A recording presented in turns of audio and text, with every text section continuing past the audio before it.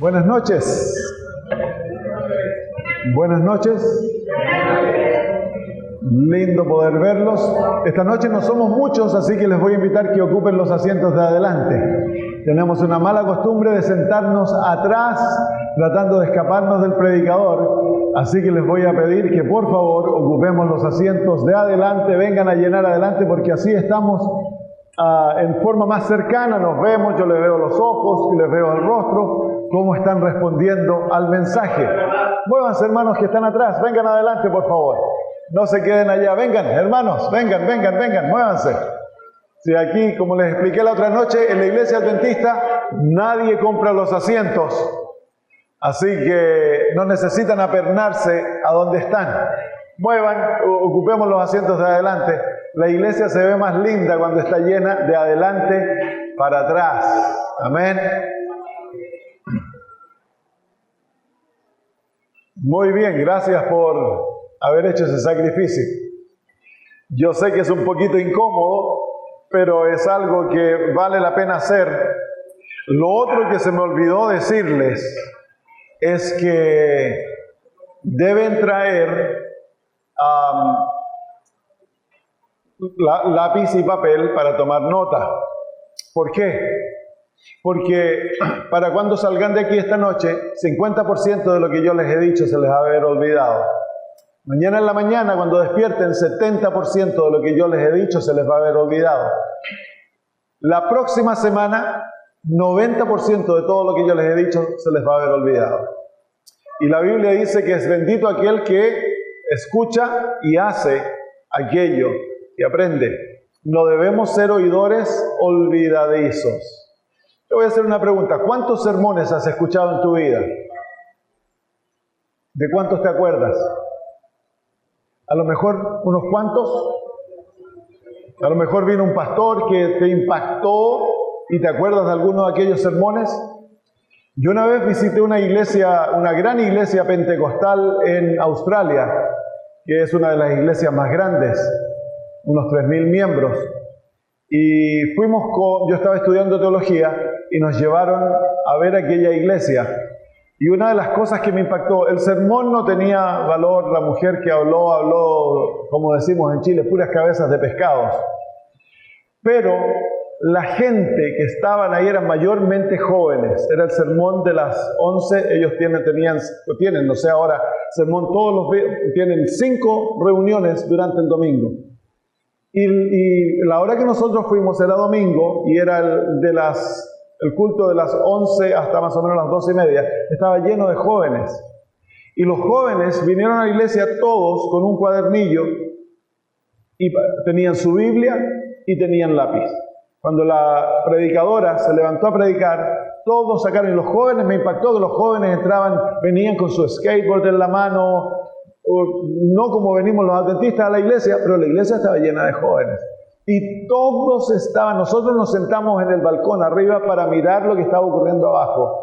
Y todos los jóvenes, sin excepción, tomando nota de lo que ella decía, los textos bíblicos, las explicaciones de los textos bíblicos. Nosotros como adventistas tenemos tan hermoso mensaje, tan profundo entendimiento de la Biblia, que cuando nosotros salimos de ese lugar, nos miramos los unos a los otros, estudiantes de teología, y dijimos, bueno, realmente no había mucho que tomar apunte, porque la señora lo único que se dedicó a hablar era de la necesidad que todos tenían de dar mucha plata. Estaba recaudando fondos. Entonces, pero los muchachos, los jóvenes y la gente que estaba ahí estaban altamente interesados y todos tomaban nota. Y nosotros entonces, si vemos como vemos la iglesia como una escuela, entonces nosotros venimos aquí a aprender. Y yo te garantizo que esta semana tú has aprendido cosas nuevas, ¿cierto? Has aprendido cosas que a lo mejor no habías visto de esa manera. Yo estoy tocando cosas que nosotros somos familiares, estoy usando lenguaje familiar, pero lo estoy dando un toque fresco para que ustedes entiendan lo básico de la vida cristiana. Y esto no se te debe olvidar. Porque, ¿qué ocurre? Lo que tú estás escuchando va a presentar un desafío directo a tu carne, a tu yo. Y el yo se va a querer olvidar.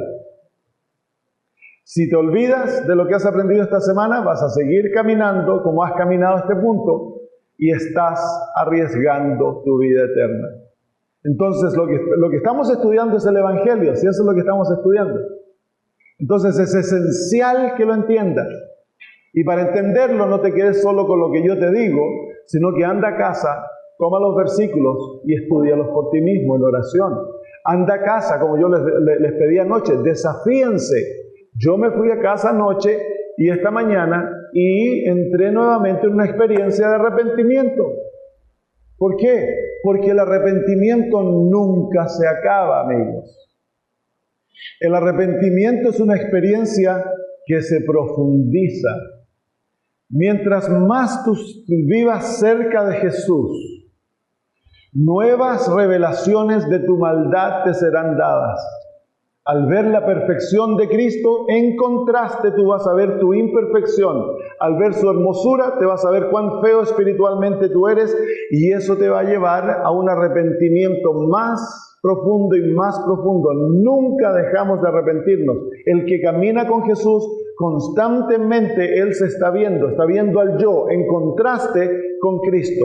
Nosotros tenemos plena seguridad en Cristo Jesús, no en nosotros. El yo debe desaparecer. Amén.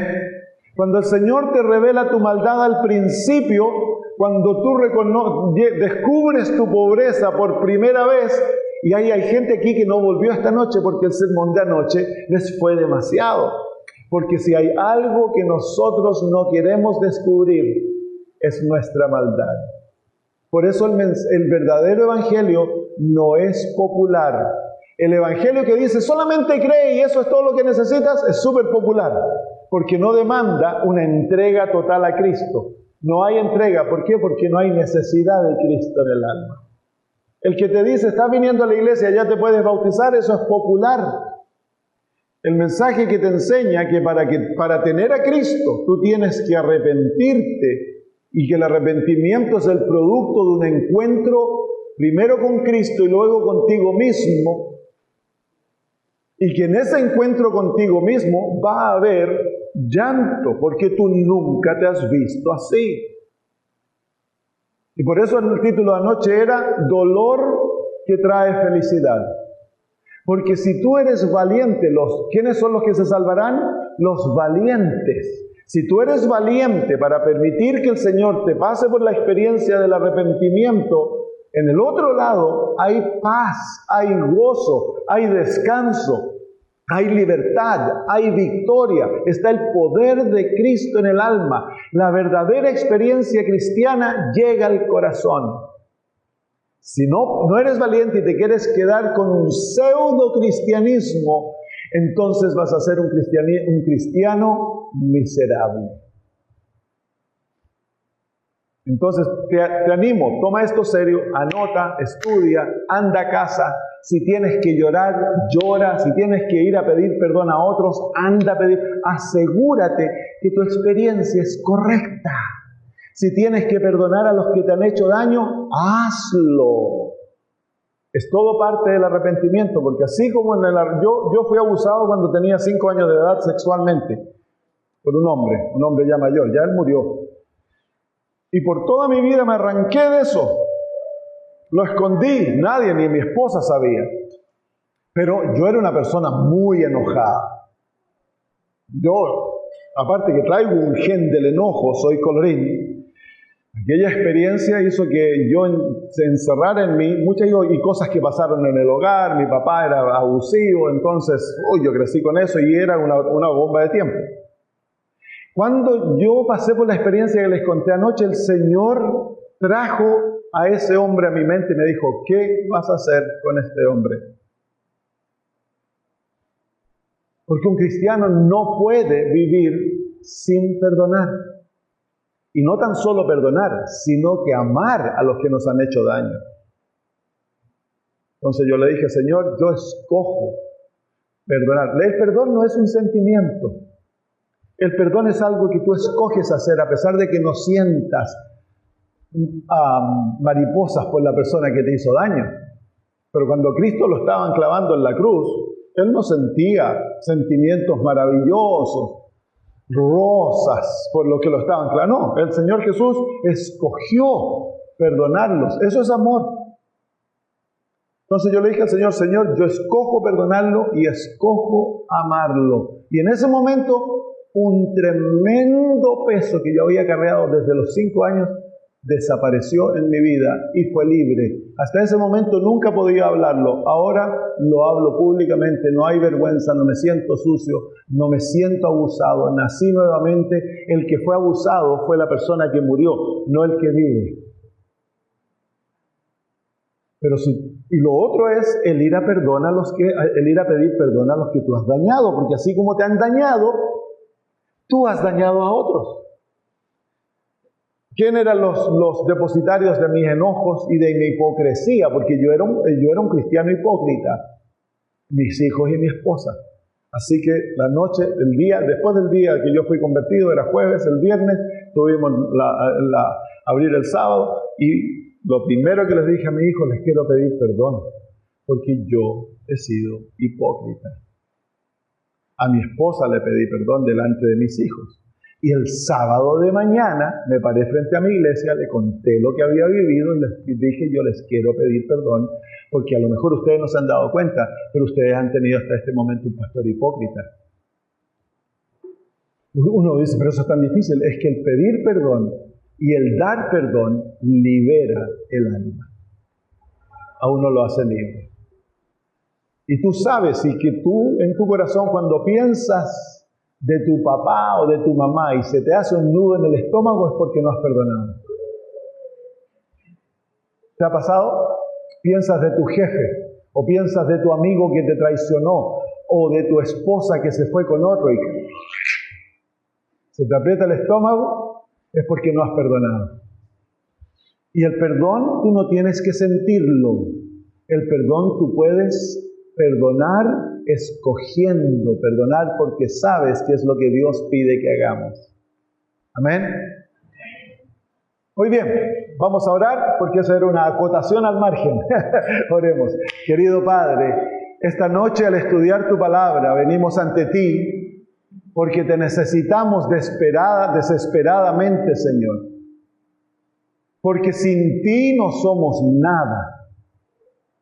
Pero te agradecemos que tú eres un Dios misericordioso, tierno, tardo para la ira, grande en misericordia y verdad.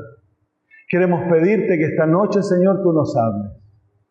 Que te hagas presente en este lugar a través de tu Espíritu y que tu Espíritu nos guíe a toda la verdad. Señor, haz que nuestro corazón se abra a la verdad y que no seamos oidores olvidadizos, sino que nos apropiemos de la verdad y, Señor, la guardemos en el corazón para vivir por ella. Lo pedimos por Jesús. Amén.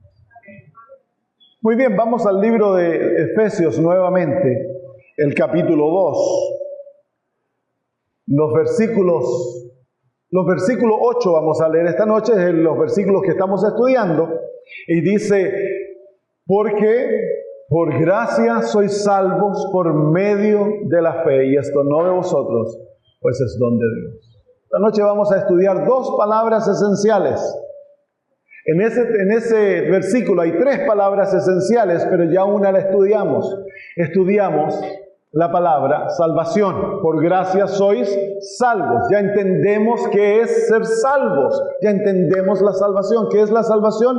Es la experiencia a través de la cual Dios nos toma y nos lava, nos regenera, nos limpia, nos hace nuevos a través del Espíritu Santo. Esa es la salvación, es la experiencia en la cual un ser humano nace nuevamente. Amén. Esta noche vamos a estudiar las 2 palabras que por lo general las hablamos mucho, pero no las entendemos. La palabra gracia y la palabra fe. Por gracia sois salvos. ¿Qué es la gracia? Por lo general nosotros decimos, la gracia es un don gratuito, es un don inmerecido. Pero si tú lees el texto, dice, por gracia sois salvos por medio de la fe, esto no es de vosotros, Pues es don de Dios. ¿Cuál es el don? No, el don es la salvación. Por gracia sois salvos, no por vosotros, es don de Dios. ¿Cuál es el don? La salvación es el don. La gracia es el medio a través de la cual Dios nos da el don gratuito, la salvación. Amén.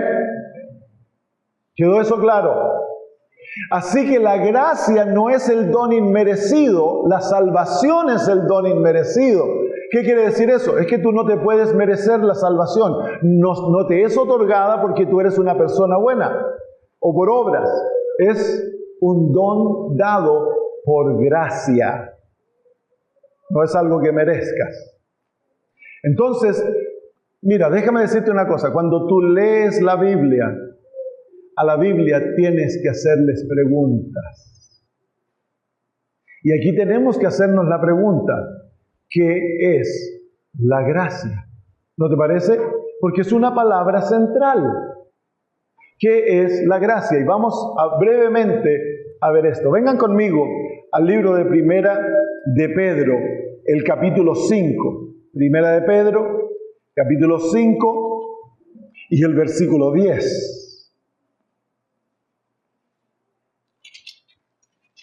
Primera de Pedro 5:10 dice: mas el Dios de toda gracia, que nos llamó a su gloria eterna en Jesucristo, después que hayáis padecido un poco de tiempo, Él mismo os perfeccione, afirme, fortalezca y establezca. ¿Cuál es el nombre, el título que Pedro le da a Dios aquí?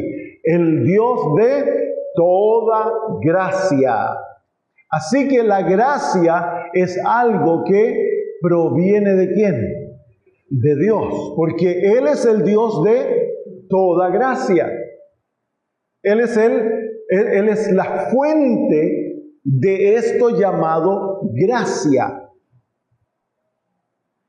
No la hemos definido todavía, pero ya queremos comenzar a comprender de dónde viene. Ahora vamos a ver qué es la gracia. Vengan conmigo al libro de Tito. Tito capítulo 3. Tito capítulo 3. Vamos a leer el versículo capítulo 2, versículo 11, que es el versículo que leímos para nuestra lectura. Capítulo 2, versículo 11, porque vamos a hacer una comparación entre dos textos. Tito capítulo 2, versículo 11 dice: porque la gracia de Dios se ha manifestado para salvación a todos los hombres. ¿Qué fue lo que se manifestó para salvación de todos los hombres? La gracia se manifestó para salvar a los hombres. Vamos ahora al capítulo 3 y los versículos 4 y 5, y quiero que vean ahora cómo el apóstol Pablo usa otras palabras para expresar qué fue lo que se manifestó para salvación de los hombres. Miren, versículo 4. Pero cuando se manifestó, ¿cuál es la próxima palabra? La bondad de Dios nuestro Salvador y su amor para con los hombres, nos salvó por obras de justicia que nosotros no por obras de justicia que nosotros hubiéramos hecho, sino por su misericordia, por el lavamiento de la regeneración y por la renovación en el Espíritu Santo. Así que en el capítulo 2, versículo 11, el apóstol Pablo dice que Dios nos salva a través de su gracia que fue manifestada. ¿Cómo nos salva Dios en los versículos 4 y 5? Por 3 atributos. Hay 3 atributos de Dios que se manifiestan para salvar al hombre. ¿Cuáles son? La bondad, el amor y la misericordia de Dios. Así que, ¿qué es la gracia? La gracia es la unión de 3 atributos divinos que se unen para salvar al ser humano: el amor, la bondad y la misericordia de Dios. Así que, ¿qué es la gracia? La gracia es un atributo del carácter de Dios. Es quien Dios es. Y la gracia es la unión de 3 otros atributos. El atributo más grande, que es el amor, la bondad y la misericordia divina. Se unen para dar nacimiento a otro atributo llamado la gracia. Y es la gracia a través de la cual Dios nos salva. Amén. Muy bien, vamos a imaginarnos la gracia ahora. Vamos de vuelta al capítulo 2, versículo 11.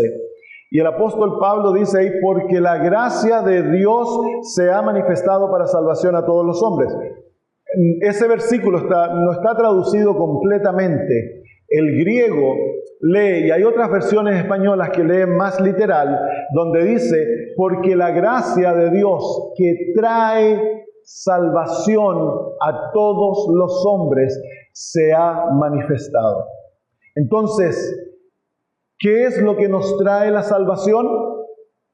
La gracia de Dios. Entonces, para visualizar la gracia, para que no se te olvide, porque la otra definición que dimos, que es la unión de tres características divinas, el amor, la bondad y la misericordia, que forman la gracia, bueno, puede ser un poquito complicado, pero ahora entonces, la gracia es lo que nos trae la salvación. Y la salvación es un regalo, amén. Entonces, vamos a imaginarnos que la gracia es el brazo de Dios, extendido hacia abajo con el regalo de la salvación en su mano. Amén. Entonces, si yo te pregunto, muéstrame la gracia, quiero que simplemente hagas esto. Muéstrame la gracia. Muéstrame la gracia. Vamos, hazlo. Pongámonos de pie para hacerlo un poquito más interactivo esto, porque ya lo veo que se me están quedando dormidos. Muy bien, muéstrame la gracia. ¿Qué es la gracia? Es el brazo divino que tiene en la palma el regalo. ¿Cuál es el regalo? La salvación. Muy bien, tomen asiento. Entonces, hacemos una diferencia entre la gracia, que es el brazo y la mano, y el regalo, que es lo que Dios desea otorgarte. Dios no desea darte la gracia. La gracia es el medio a través del cual Dios te otorga el regalo, que es la salvación. ¿Queda claro? ¿Queda claro? Amén. Muy bien. ¿Cuándo se manifiesta la gracia? Vamos al libro de Romanos capítulo 5. Romanos capítulo 5, versículo 20. Romanos capítulo 5, versículo 20. Pero la ley se introdujo para que el pecado abundase. Mas cuando el pecado abundó, ¿qué dice ahora? Sobreabundó la gracia. Entonces, la gracia es el atributo divino, su brazo, extendiendo la salvación, ¿para quién?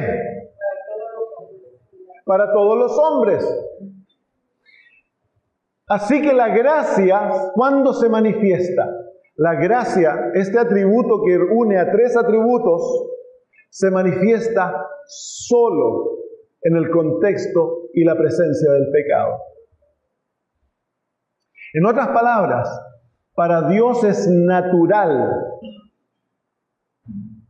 la manera que Él responde y confronta al pecador, no es con justicia, no es con castigo, es con gracia. Esa es la manera automática de Dios, porque es un atributo de Él. En la presencia del pecado, dice el apóstol Pablo, cuando hay pecado, ¿qué hay? Inmediatamente, gracia.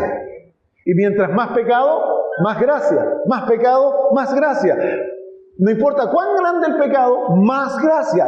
Donde hay mucho pecado, sobreabunda la gracia. Entonces, la manera que Dios confronta el pecado está a través de la gracia. A nosotros, pecadores, muchas veces nos disgusta cuando Dios confronta al pecador con gracia. A nosotros nos gustaría que Dios confrontara al pecador con justicia.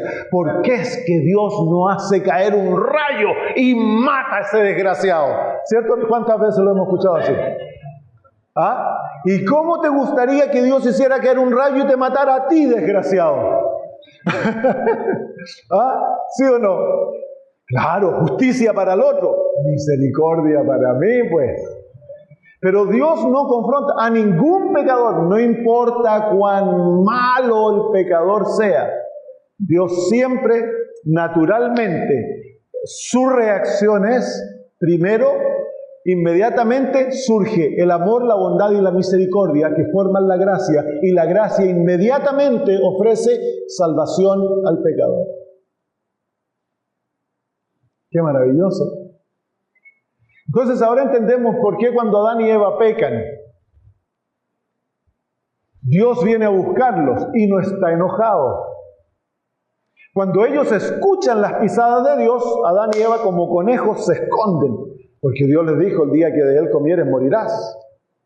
En el corazón de ellos se ha formado ahora una enemistad natural contra Dios. Ven a Dios como su enemigo. Es por eso que es más fácil llevar a un grupo de amigos al estadio a ver el fútbol o que traerlos a la iglesia. ¿Por qué? Porque naturalmente el corazón humano hay una enemistad contra Dios, lo vemos como enemigo y vemos a Adán y Eva corriendo. Pero cuando Dios los llama y escuchan el timbre, el tono de la voz, se dan cuenta que Dios no está enojado.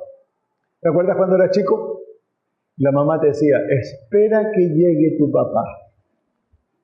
¿Te acuerdas o no? Y sentías la llave, ¿qué hacías? A esconderse, muchachos.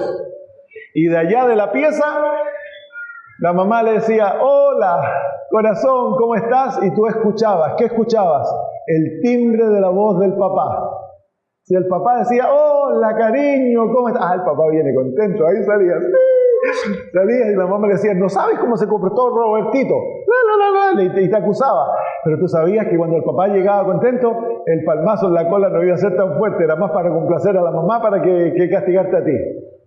¿Sí o no? El timbre. Cuando Adán y Eva escucharon la voz de Dios, se dieron cuenta que Dios no estaba enojado. ¿Por qué es que Dios no estaba enojado? Le habían echado a perder todo su plan. Y él sabía que le iba a costar la vida de su hijo y que millones de seres humanos iban a ser perdidos por esta desgracia de Adán y Eva. Y en vez de castigarlos, ¿qué hizo? Los perdonó, les ofreció el plan de la salvación, les ofreció salvación. ¿Por qué? Porque Dios confronta al pecador ¿con qué? Con gracia. Y si el pecado es bien grande, el don que Dios te trae es más grande, pues.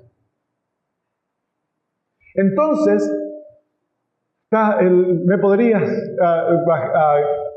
ayudar un poquito a corregir? Porque a veces eso hace bing, bing, y me está a mí volviéndome un poquito loco.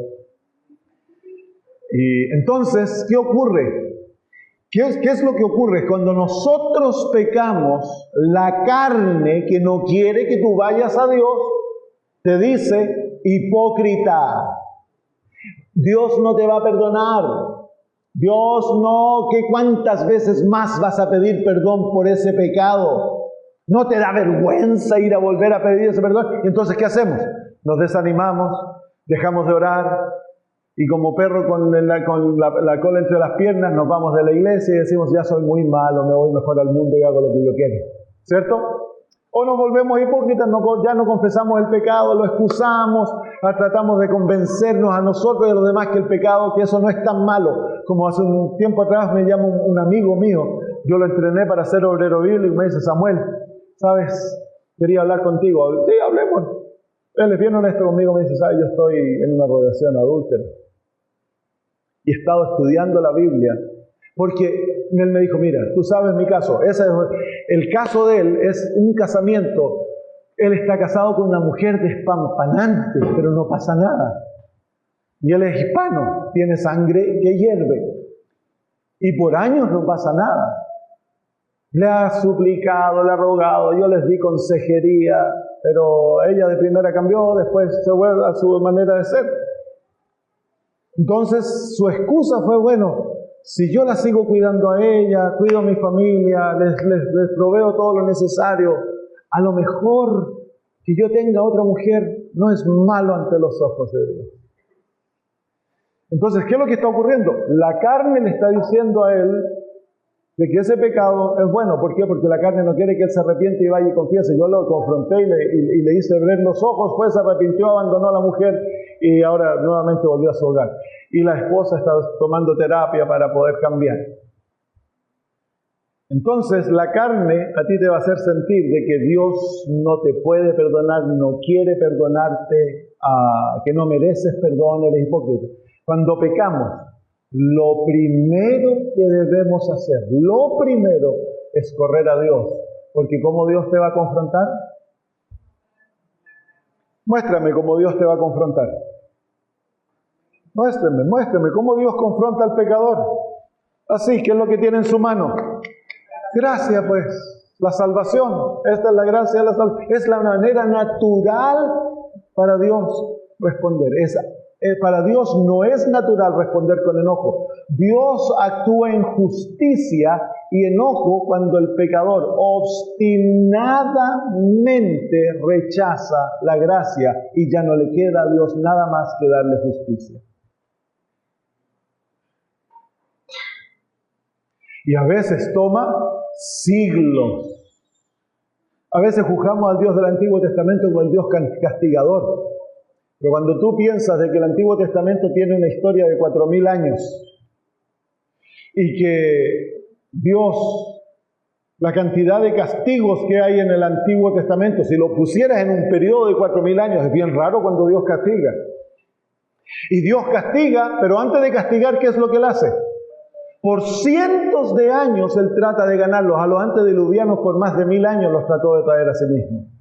A los de Sodoma y Gomorra por cientos de años los trató de traer a sí mismo. Rechazaron todo, les envió profetas, les envió a Abraham, les envió a Lot, les envió tras oportunidad a los que vivían en Canaán. Cientos de años Dios le dice a Abraham, esta va a ser tu tierra, pero la maldad del amorreo aún no se cumple. 400 años más yo voy a seguir tratando de convencer a esa gente para que se arrepientan.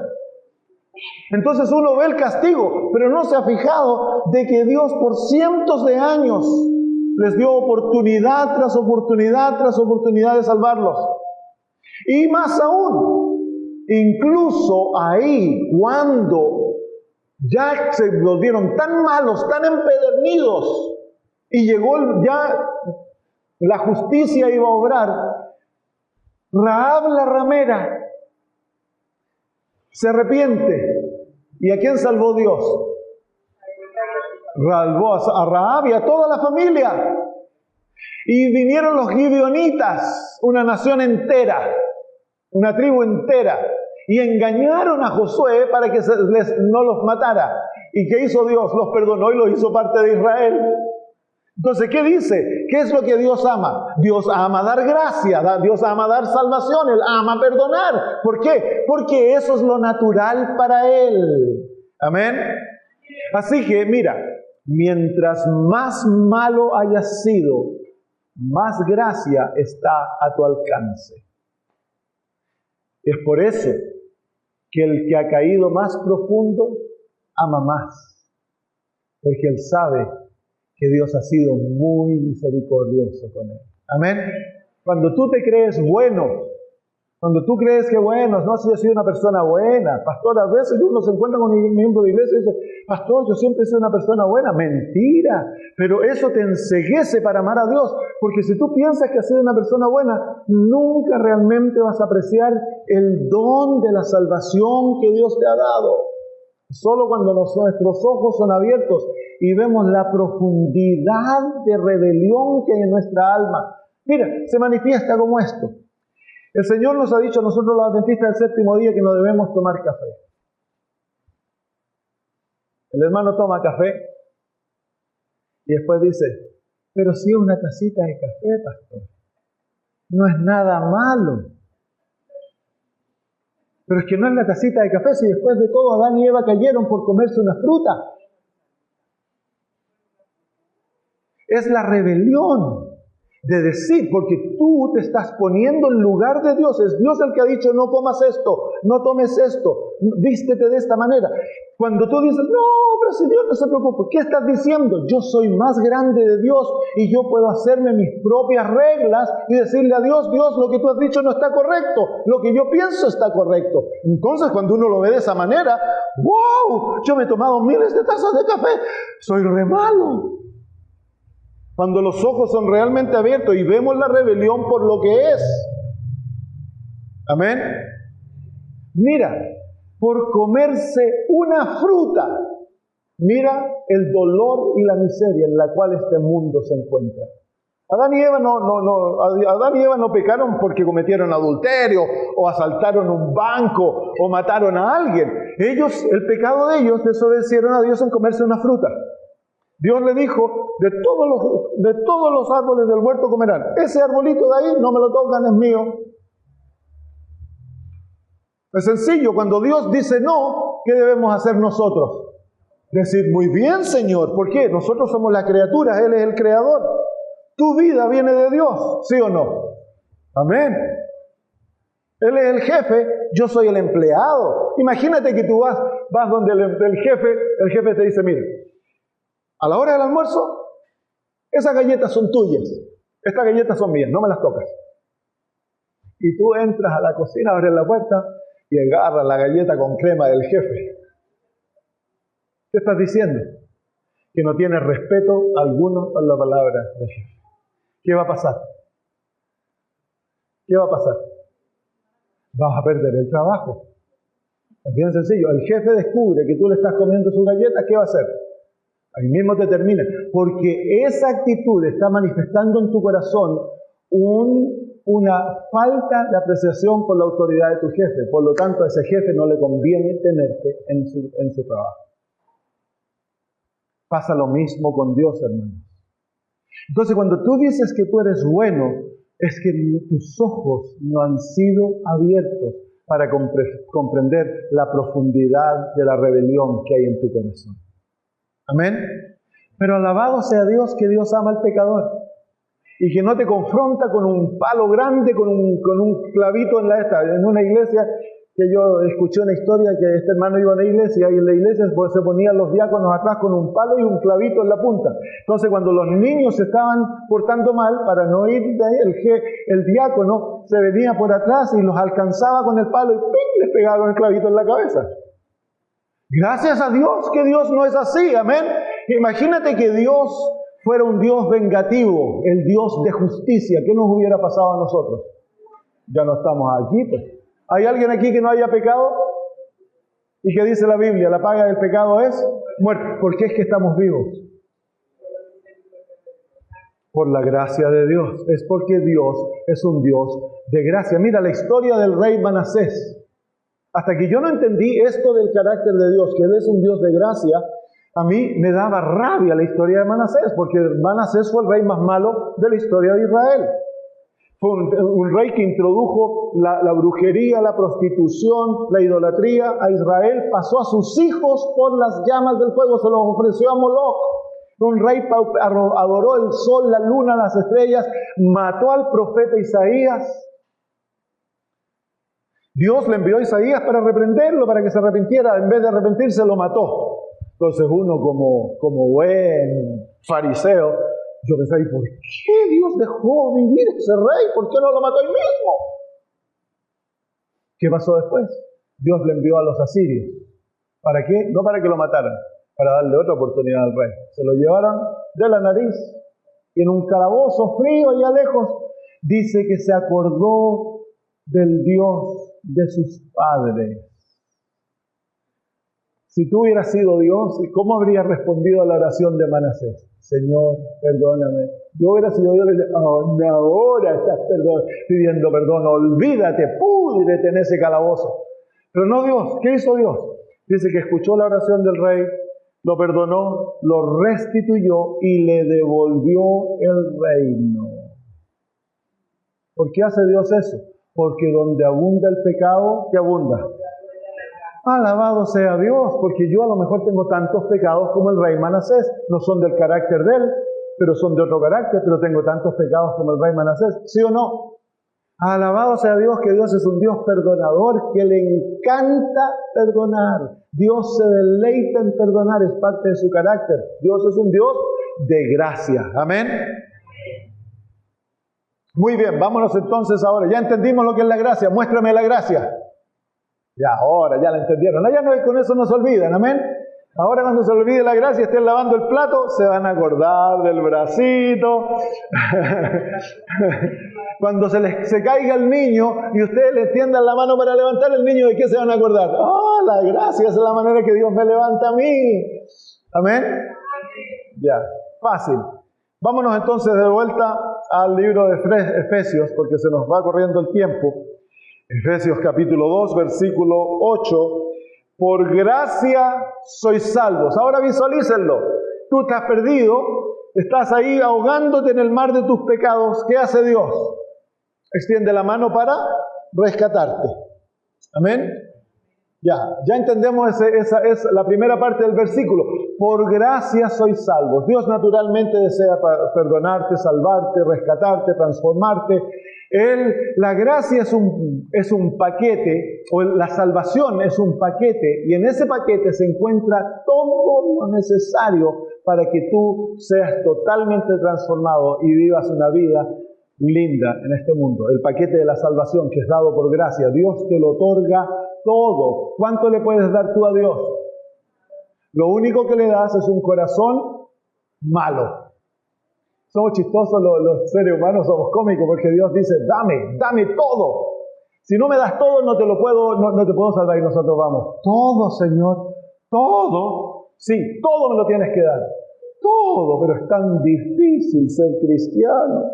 Y cuando Dios te abre los ojos, te das cuenta que el todo, en las palabras del apóstol Pablo, dice que él lo perdió todo por tener a Cristo. Y no era nada más que estiércol. Así que Dios te da oro. Viene el regalo, y el regalo, dentro de ese regalo vienen las riquezas del cielo. El cielo se ha vaciado para salvar al ser humano. Viene el Espíritu Santo, viene la vida de Cristo, viene la ayuda de los ángeles, la presencia del Padre, la promesa de ser herederos, hijos de Dios, las riquezas del cielo. Y el Señor te dice, ya, te lo cambio, tú dame tu estiércol. Y nosotros vamos, es tan difícil ser cristiano. El Señor me pide mi estiércol en cambio de oro. Es como cuando un niño que tiene una moneda de 10 pesos y tú le das un cheque de 1.000.000. ¿Qué va a preferir el niño? La moneda. Satanás ha hecho que el estiércol brille y nos ha engañado a pensar que lo que le damos a Dios es mucho, cuando realmente lo que le das a Dios es una vida totalmente destruida y arruinada por el pecado. ¿Amén? ¿Cierto que sí? Así que cuando el Señor dice, dámelo todo, ¿qué debemos hacer? Correr a dárselo. ¿Amén? Así que el Señor, qué maravilla, el Señor cambia estiércol por oro. Imagínate que a ti se abriera un negocio en la calle y dijera, aquí le damos oro si nos traen el estiércol. ¿Qué haríamos nosotros? Llegaríamos a tropezarnos para llevar el del perro, el nuestro, todo ir a cambiárselo, andaríamos pidiendo a los vecinos, deme el suyo, deme el suyo. ¿Por qué? Porque allá nos dan oro. Pero cuando el Dios del cielo dice, dame tu estiércol, yo te doy oro. ¡Ay, tan difícil!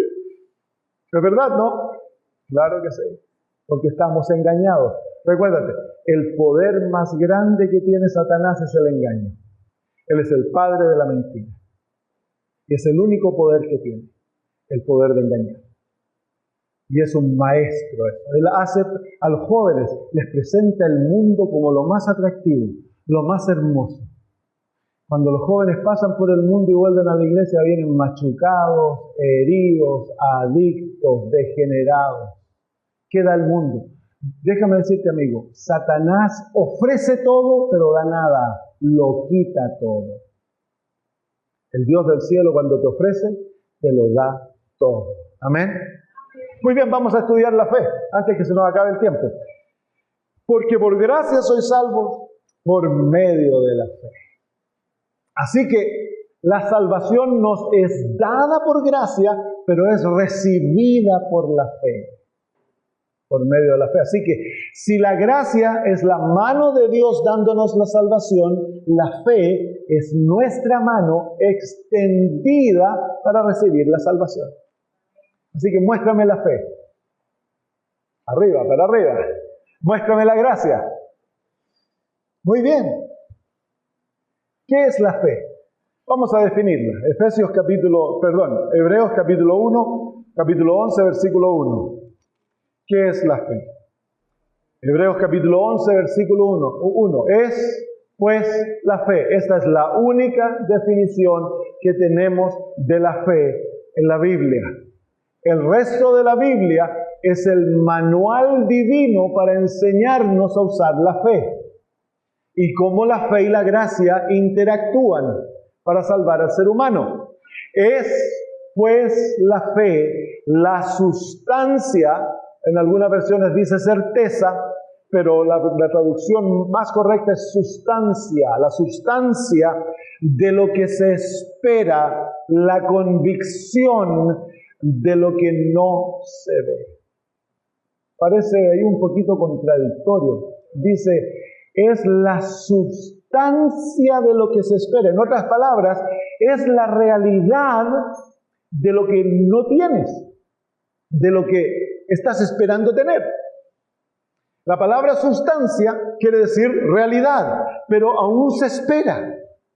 ¿Entiendes? Y es la certeza de lo que no se ve. En otras palabras, es tener lo que aún no tienes y es ver lo que no ves. Eso es fe. La fe es un principio divino que capacita al que lo posee para apoderarse de las promesas divinas. La fe actúa directamente en relación con la palabra de Dios. La palabra de Dios alimenta la fe, pero también la fe se apodera de la palabra de Dios y la hace una realidad. Porque Dios se relaciona con nosotros por su palabra. Voy a repetir eso. Eso es un pensamiento muy importante. Dios no se relaciona contigo por sentimientos. Dios se relaciona contigo por su palabra. Y Él espera que tú tomes sus palabras serio, porque Él toma tus palabras seriamente. Dios es un Dios de palabras. Por eso que la palabra de Dios es tan importante. En la palabra de Dios nosotros encontramos promesas, mandamientos y consejos, que son las tres maneras en las cuales Dios nos da sus promesas. ¿Qué es una promesa? Es cuando Dios hace una declaración diciéndote que Él te otorgará algo o Él hará algo por ti. Por ejemplo, Efesios nos dice, Efesios 6, mi Dios suplirá todas vuestras necesidades de acuerdo a sus riquezas en gloria. Esa es una promesa. ¿Qué está diciendo Dios ahí a través de su profeta? Que Él va a suplir todas tus necesidades. ¿Cuán real es eso? Es súper real. Yo vivo por esa promesa porque yo no gano sueldo hace 12 años, 13 años. Yo me retiré del pastorado pagado para vivir por fe y vivo literalmente por fe. Yo dependo en Dios. 100% no le cuento a nadie mis necesidades, no pido dinero. No tengo otro trabajo ni tengo ahorros en el banco. Hay veces que tengo dinero en mi cuenta personal, hay otras veces que no tengo dinero en la cuenta personal.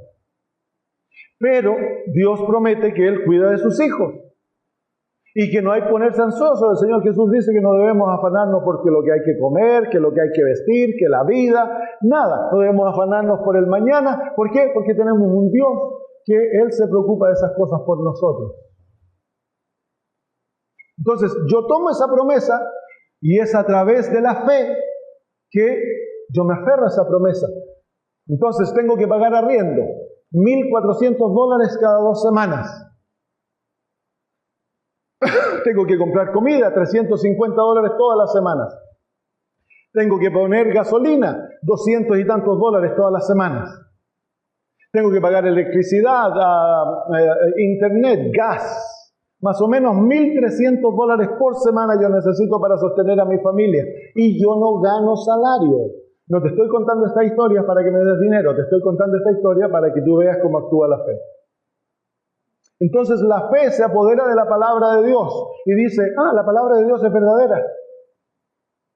Entonces ahora la palabra de Dios ya no es teoría, es realidad, es sustancia de lo que yo espero. Yo espero que Dios me provee el dinero para el próximo martes tengo que pagar $1,400 de arriendo. No los tengo en este momento.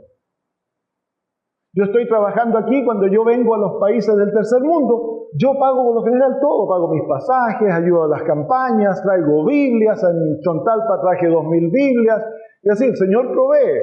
Entonces, pero yo todavía tengo que seguir sosteniendo a mi familia, a mi esposa, no se quedan sin casa, no tenemos casa propia, rentamos. Entonces, la próxima semana van a ver, yo voy a necesitar $1,400 para pagar el martes, para pagar el arriendo. ¿Y de dónde saco esa plata? Yo no tengo en deuda, no tengo tarjetas de crédito, yo no pido prestado al banco, ni voy a pedirle dinero a nadie. Yo le pido al Dios del cielo, porque la Biblia dice, mi Dios suplirá todas vuestras necesidades de acuerdo a sus riquezas en gloria. Él me ha dicho eso, entonces ahora me da la autorización para pedirle a Él. Y yo no me preocupo, no tengo la plata. Y a veces llega el lunes de noche y yo no tengo la plata. De alguna manera el Señor lo va a proveer, martes de la mañana siempre hay plata. Y ya lo he hecho por 13 años. Y te puedo contar cientos de historias. Yo tengo siempre milagros constantes como Dios provee. ¿Por qué? Porque la fe es la sustancia de las cosas que uno espera. Yo espero que Dios cumpla su palabra, no por hoy, bueno, Dios es el viejito pascuero. Él lo ha prometido en su palabra. La palabra es el fundamento de la fe. Y la palabra sustenta mi fe y a la misma vez me da las promesas necesarias para yo vivir por fe. Y eso es en todo. El Señor dice, si confesamos nuestros pecados, Él es fiel y justo para perdonar nuestros pecados y limpiarnos de toda maldad. Esa es una promesa, amén. Ese es Dios diciéndote, esto es lo que yo hago por ti. Si tú confiesas tus pecados, yo te perdono y te limpio. Entonces, cuando tú perdonas, tú confiesas tus pecados, tú no necesitas sentir un sentimiento fantástico, que venga una electricidad sobre tu cuerpo. No. ¿Cómo sabes que Dios te perdonó? Porque está escrito en su palabra. Entonces, tú tomas la promesa, le dices, Señor, tú has prometido eso, muchas gracias por perdonarme, y se forma la realidad. ¿Por qué? Porque la fe es la substancia de lo que se espera. Es la realidad de lo que no se ve. Mira, te lo ilustro de esta manera. Los niños tienen una fe maravillosa. Viene el cumpleaños y Martita quiere tener una bicicleta. Y a donde los papás están cenando y le dice, mamá, papá, viene mi cumpleaños. ¿Me podrían regalar una bicicleta? Yo quiero una bicicleta. El papá mira a la mamá mira al papá y se guiñan. Y entonces el papá le dice, y la niña los queda mirando en los ojos. ¿Sí o no? ¿Sí? Claro, los ojos. ¿Qué está esperando? Está esperando la palabra. ¿Por qué? Porque para la niña, la palabra de los padres es la realidad. Entonces, mire, el papá le dice, ya, te vamos a regalar una bicicleta. ¿Qué hace Martita? ¿Ah? Y como Martita comienza a saltar y se va corriendo donde los hermanos dijeron que sí, y luego el próximo día se la ve a ella medio soñando, pensando en su bicicleta, anda jugando, no tiene la bicicleta, pero ya está jugando con la bicicleta. ¿Por qué? Porque para ella la palabra del papá vale la bicicleta. Entonces ella se apoderó de la palabra del papá y ya ahora no importa el tiempo que pase. Aún no la ve, no la tiene, pero ella ya tiene la substancia. La substancia es la palabra del Padre. Eso es fe.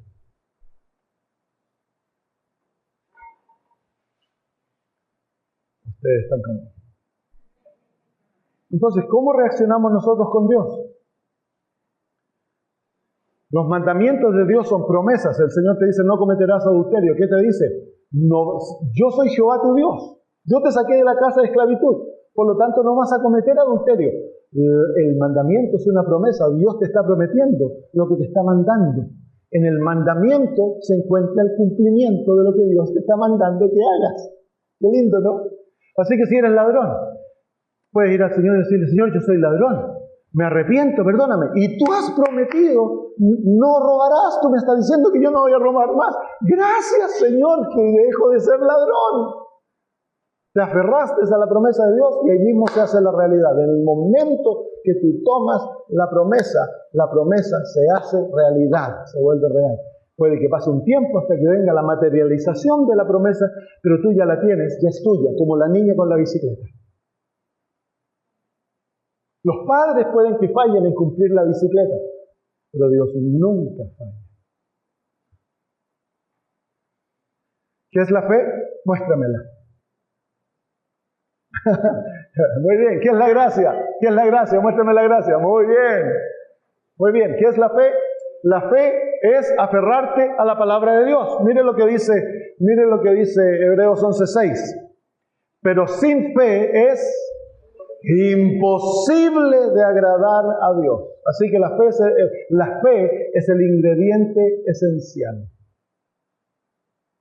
En otras palabras, para entrar en una relación con Dios, nosotros debemos creer que hay Dios y que Él es un buen Dios, Él es galardonador, dice el texto. Así que sin fe no podemos entrar en una relación con Dios. ¿Saben ustedes que incluso la deidad se relaciona por fe? Que hay aspectos de Dios que demandan que los ángeles se relacionen por fe con Dios.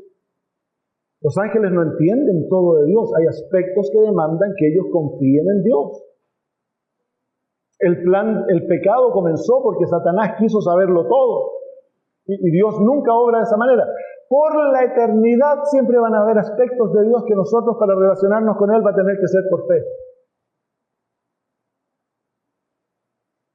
La fe es el ingrediente esencial. ¿Qué queremos decir con eso? Usted va a hacer ¿cómo le llaman ustedes? No tortas, ustedes le llaman pastel.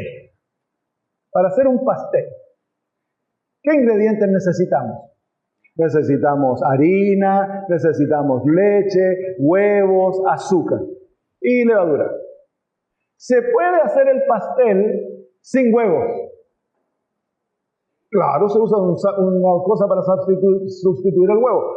¿Qué en cuanto al azúcar? ¿Se puede hacer pastel sin azúcar? Claro, se puede usar miel. ¿Se puede hacer pastel sin leche? Claro, se puede hacer agua o leche de soya. Pero ¿se puede hacer un pastel sin harina? Ese es el ingrediente esencial, pues. Lo mismo en la vida cristiana. Hay un ingrediente esencial. Y el ingrediente esencial es la fe. Usted me dice, entonces, pastor, estoy cocinado porque yo no tengo fe. Esa es una mentira. Porque Dios a todo ser humano le ha dado una porción de fe, nos dice la palabra de Dios. Todo ser humano tiene fe. Para vivir necesitamos fe, ¿sabías tú? Si tú te casaste, tienes una fe gigante. Fuiste ante el altar, tu esposa estaba parada ahí, la habías conocido a lo mejor por meses, y el padre o el pastor te dijo, hasta que la muerte los separe. Sí. Ahí, eso es fe. Tuviste hijos, eso es fe. ¿Sabes qué? Tenemos una fe loca, ponemos el dinero en el banco. ¿Sí o no? ¿Tú conoces al gerente del banco? ¿Qué si el gerente es un ladrón? Y le ponemos todo el dinero y nos vamos a dormir tranquilitos. Amor, ya puse el dinero en el banco. ¡Ah, qué bueno! ¿Sí o no? Claro. Miren, si los seres humanos somos locos, nosotros vamos y ponemos todo el dinero en el banco y después la iglesia dice hay que pagar el diezmo. ¡No! Es mucha plata, se la pueden robar los pastores. ¿Sí o no? Claro, porque no confiamos en Dios, pero confiamos en los banqueros. Miren, la fe nuestra es loca. Vamos al doctor. El doctor le dice, mire señor, usted tiene este problema, para sanar su problema, tómese esta tabletita 3 veces al día antes de las comidas. ¿Qué hacemos? Antes de las comidas, 3 veces. ¿Por qué? Porque el doctor lo dijo. Creemos en el doctor, tenemos fe en él, por eso hacemos. ¿Y qué pasa si él se equivoca y te dio cianuro? ¿Ha pasado? ¿Saben ustedes que la tercera más alta causa de muerte son remedios que han sido mal prescribidos para las personas y se mueren? La tercera causa más alta de muerte. Pero nosotros tenemos la fe en el doctor. ¿Sabes? El problema nuestro no es que no tenemos fe. Tenemos fe. Tú no podrías vivir la vida sin fe. ¿Por qué? Tú te despiertas en la mañana, te toman desayuno. Chao, mi amor, te veo esta noche. ¿Cómo sabes que vas a volver esta noche? Si tú no tuvieras fe, tú no podrías salir a la calle. Estarías aterrorizado de salir a la calle. ¿Sí o no? Si tenemos fe, mira, te vas de vacaciones, vamos a ir a Cancún. ¿Cuándo? El próximo año. ¡Uy, qué lindo! Comenzamos a ahorrar. Si hay parientes en Cancún, lo llamamos, vamos a Cancún el próximo año. Ya, vamos a ir en avión, mejor todavía. Compramos los pasajes adelantados de tiempo. Te subes al avión y te sientas en el avión. qué lindo, vamos a despegar, vamos a estar en 40 minutos en Cancún. Ahora, tú chequeaste si el piloto tiene licencia. ¿Y si el piloto es ciego? Pero es que, ¿te constataste o no? ¿Por qué no? Porque tú tienes plena fe en las compañías, ¿sí o no? ¿Han caído los aviones del cielo? Muchas. ¿Y por qué vuelas? Porque tienes fe. El problema es que no es que no tenemos fe. El problema es de que nosotros confiamos en el hombre. La Biblia dice, maldito el hombre que confía en el hombre. Bendito, dice la Biblia, el que pone su confianza en Jehová. Por nuestra naturaleza nosotros desconfiamos de Dios. No es que no tengas fe, Dios ya te dio fe, por eso estás vivo, por eso viniste a la iglesia, por eso estás vestido, trabajas, por eso la fe es lo que te capacita para hacer todo eso. Pero tu problema es que como llevas una enemistad con Dios, ves a Dios como el ladrón, como el que castiga, el malo que te quiere hacer sufrir, le echas la culpa de todo. Entonces no lo vas a confiar. ¿Sí? ¿Cómo vas a confiar en un enemigo? Entonces el plan de la redención, la gracia, te toma, te cambia el corazón y ahora te enseña y te capacita para confiar en Dios. Cuando confías en Dios, no hay límite en la vida cristiana. Verdaderamente no hay límite. Nosotros ponemos el límite, no Dios. El Señor Jesús podía caminar en agua. Podía levantar a los muertos. Los apóstoles lo hicieron. ¿Por qué? Porque tenían plena fe en la palabra de Jesús. Nosotros no creemos.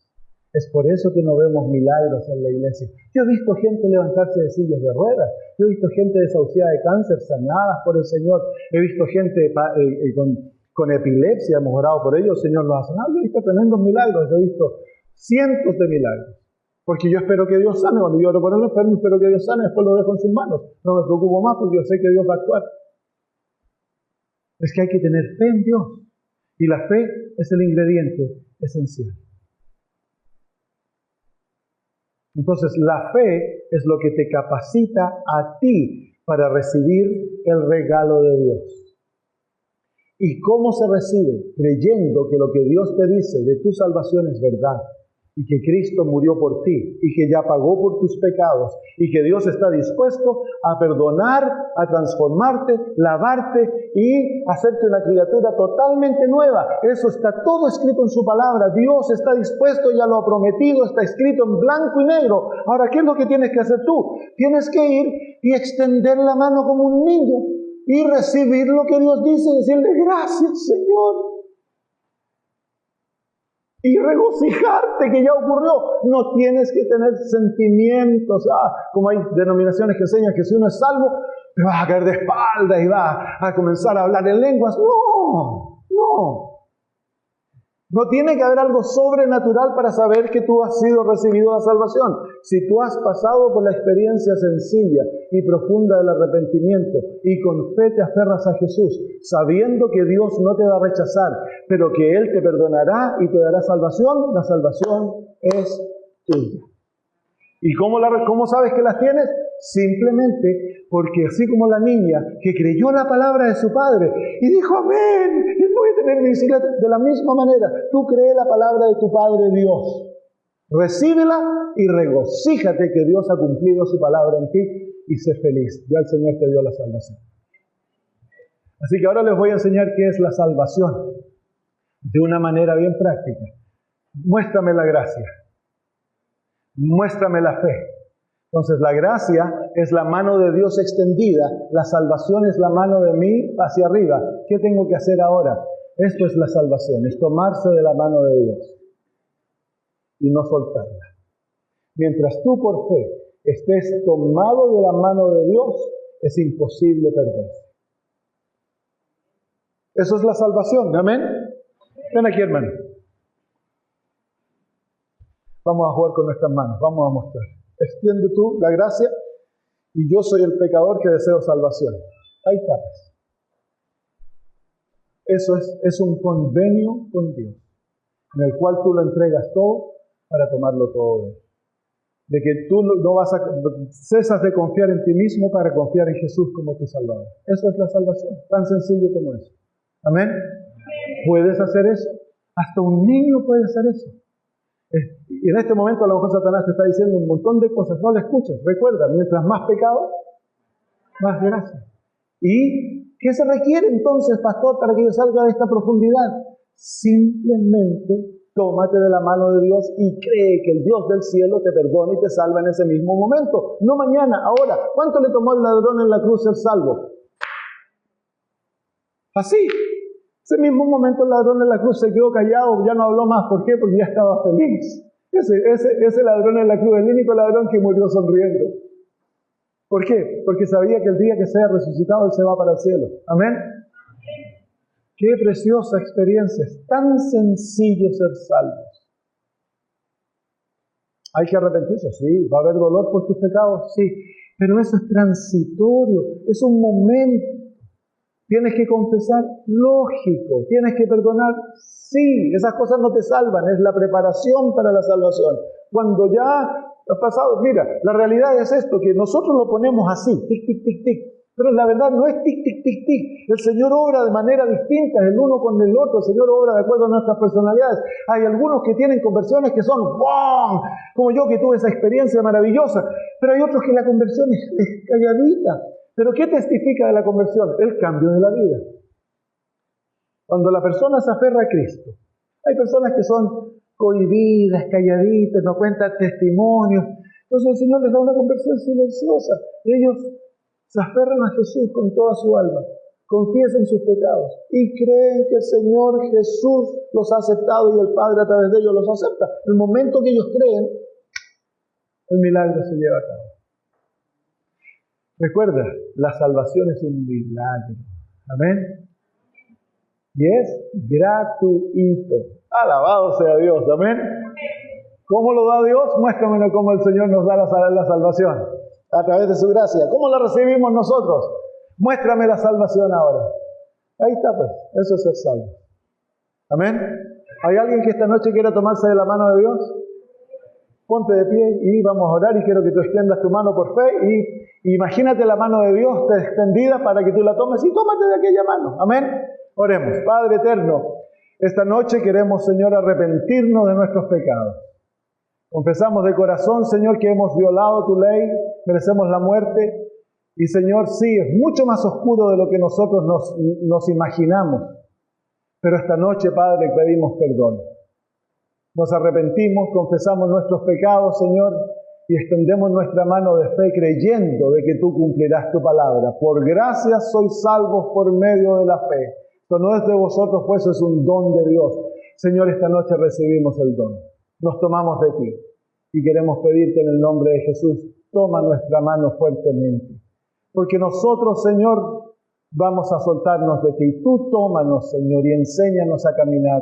En este momento recibimos la salvación, recibimos el gozo de una vida nueva, recibimos la paz y la victoria que viene en Cristo Jesús y creemos de todo corazón que has cumplido tu palabra en el nombre de Jesús. Amén.